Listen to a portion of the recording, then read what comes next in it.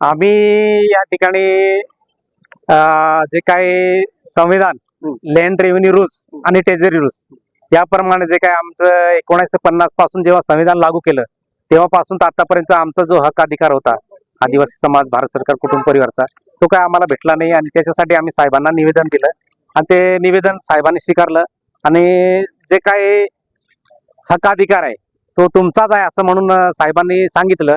तर आम्हाला आता हे जे काय पुढचं का हक्क अधिकार कसा मागायचा आणि कशा पद्धतीने मागितला जातो तो आपल्या आम जनतेला किंवा समाजाला माहित नव्हता.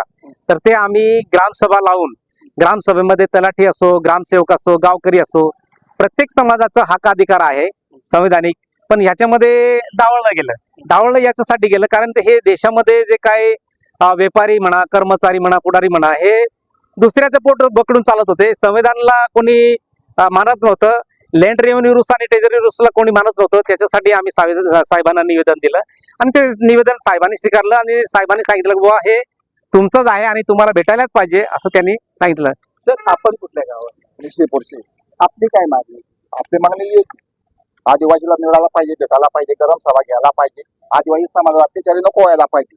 बरोबर, आदिवासीला पलाट भेटायला पाहिजे. पलाट म्हणजे अतिक्रमणासाठी, बाकी आदिवासीला भेटत नाही, गरम पंचायत मध्ये येऊ देत नाही.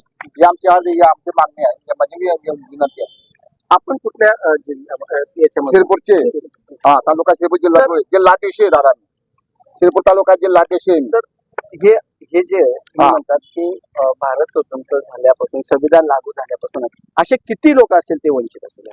जवळजवळ मी तर माझा अंदाज सांगतो, मी जेव्हा स्टडी केली, सर्वे केलं सगळीकडे देशामध्ये, तर जवळजवळ 100% वंचित आहे.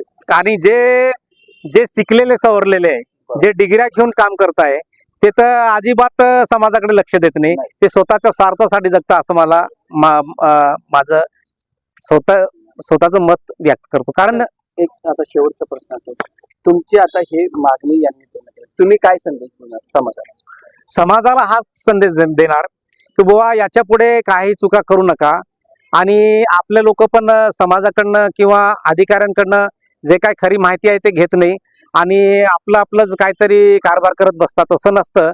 संविधान आहे, लँड रेव्हेन्यू रूल्स आहे, ट्रेझरी रूल्स आहे, कलेक्टर साहेब आहेत, तुमचे प्रांत साहेब आहे, गट विकास अधिकारी साहेब आहे, यांना भेटायला पाहिजे, निवेदन द्यायला पाहिजे आणि जो आपला हक्क अधिकार आहे तो मागायला पाहिजे. तुम्ही बघू शकता, शिरपूर असेल, नवापूर असेल, या भागातील बरेचसे आदिवासी बांधव या ठिकाणी आले आणि त्यांची मागणी माननीय जिल्हाधिकारी यांनी मंजूर केली असं देखील त्यांनी यावेळी सांगितले.